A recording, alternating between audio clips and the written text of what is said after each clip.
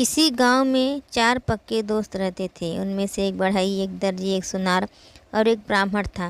गांव में उनसे किसी से काम नहीं चल रहा था। उनकी किस्मत उनके आड़े आ रही थी। एक दिन चारों ने मशवरा किया कि हमारे हुनर की यहाँ कोई कदर नहीं है, क्यों न हम परदेश जाकर अपनी किस्मत आजमाएं। इस बात पर चारों की सहमति बन गई और अगले ही दिन वे चारों घर से निकल पड़े। उस समय पैदल यात्रा ही होती थी, इसलिए वे पैदल जा रहे थे। चलते चलते शाम हो गई और आगे घना जंगल भी था, इसलिए वे लोग रात गुजारने के लिए एक कुएं के पास ठहर गए। भोजन के बाद चारों सोने की तैयारी करने लगे। सुनार बोला, दोस्तों, जंगल में जानवरों, चोर उचक्कों का आना जाना लगा रहता है। कहीं कोई जानवर हमें खा जाए या कोई चोर हमारा धन न चुरा ले, इसलिए हमें एक एक पहर जाग कर पहरा देना चाहिए। सब ने कहा, हाँ भाई, ठीक कहते हो, हमको बारी बारी से अपनी पहर पर जागना चाहिए। पहरे पर सबसे पहले बढ़ई की बारी आई। वह जागने का प्रयत्न करने लगा, किंतु थकावट के कारण उसको नींद आने लगी। उसने सोचा कि कुछ काम करना चाहिए जिससे आलस ना आए। बढ़ई ने एक सूखे पेड़ से लकड़ी का टुकड़ा लिया और अपने औजार निकाले और उसे तराशना शुरू कर दिया। पहरा खत्म होते होते उसने लकड़ी की एक खूबसूरत सुंदर पुतली बना दी। पहर खत्म होते ही उसने दर्जी को जगाया और खुद सो गया। दर्जी ने देखा कि पुतली तो बहुत ही खूबसूरत है। उसने पोटली से रंग बिरंगे कपड़े निकाले, पुतली का नाप लिया और पहर कर खत्म होते होते चोली और घेरदार घाघरा तैयार कर पुतली को पहना दिया। ऊपर से लाल चुनरी उड़ाकर पुतली खड़ी कर दी। आधी रात के बाद बारी आई सुनार की। सो वो क्यों पीछे रहता। उसने भी सोने के अच्छे अच्छे जेवर बनाकर पुतली को पहना दिए। पुतली गहनों कपड़ों में बहुत ही जीती जागती हुई दिखने लगी। चौथे पहर ब्राह्मण की बारी आई। वह इतनी सुंदर पुतली को देखकर विचार में पड़ गया। उसने सोचा कि इन तीनों ने तो अपने अपने हुनर का कमाल दिखा दिया, मुझे भी कुछ करना चाहिए। वह मंत्र बोलता हुआ उस पुतली पर जल छिड़कने लगा। सुबह होते होते पुतली जीवित होकर सुंदर युवती बन गई। सवेरा होते ही सभी जाग गए और सुंदर लड़की को अपने पास देखकर आश्चर्यचकित रह गए। फिर युवती पर अपना अपना हक जताकर आपस में झगड़ने लगे। ब्राह्मण ने कहा कि मैंने इसे अपने मंत्र से जीवित किया है। भला मेरे जीवित करने से पहले तो यह एक काठ की निर्जीव पुतली ही थी, इसलिए इस पर सिर्फ मेरा ही अधिकार है।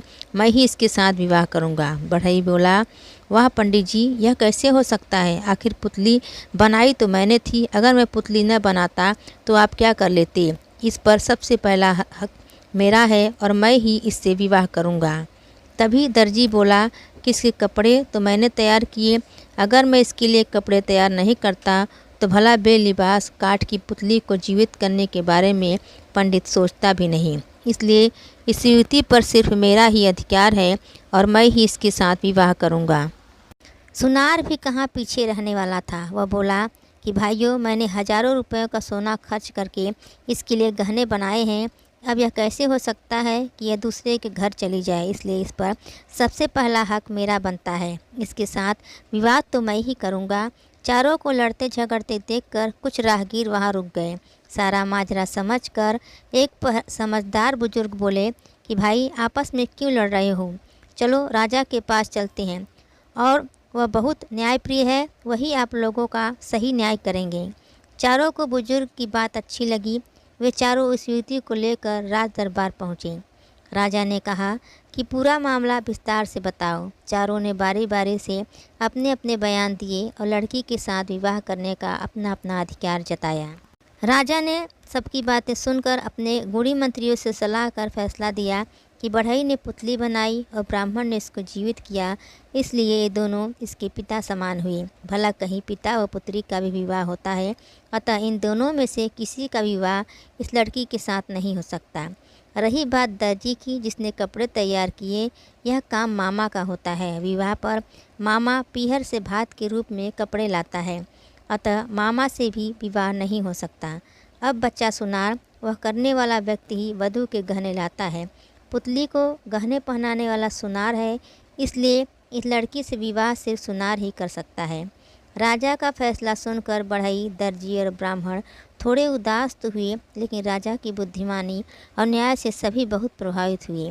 तीनों ने मिलकर सुनार को आशीर्वाद दिया और युवती का विवाह सुनार के साथ करवाकर सहस ने विदा किया। सुनार युवती का विवाह पूरे धूमधाम से हुआ और राजा ने चारों को अपने दरबार में सम्मानित किया। दोस्तों, आपको कहानी कैसी लगी कमेंट में अवश्य लिखें। धन्यवाद।